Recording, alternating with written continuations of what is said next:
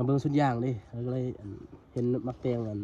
ที่เขาที่ไทยเขาเก็บบ่หมดนะยังมีอยู่เลยโอ้สุดยอดได้พี่น้องได้กินแตงโอ้มันของง่ายเด้เนาะมาจะลองพากินน้ำกันพี่น้องมักแตงให้เนาะเฮ้ยพี่น้องไอ้แต่อันซ่าเด้ดูไปโอ้ข้างพี่น้องยกมันสูงๆไม่เห็นข่อยไหมนะ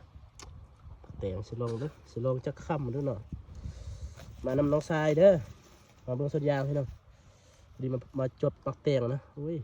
เห็นบ่โอ้ยคักยามนี่ซอกกินยากมักแตงเลยยามบุมีแล้ว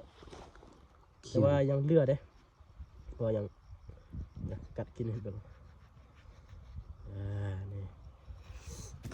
บ่ต้องย่านดอกพญาตนะสาดปลาดอกครับแซ่บๆพี่น้องโอ้ยอากาศร้อนนี่คักปักแตงให้พี่น้อง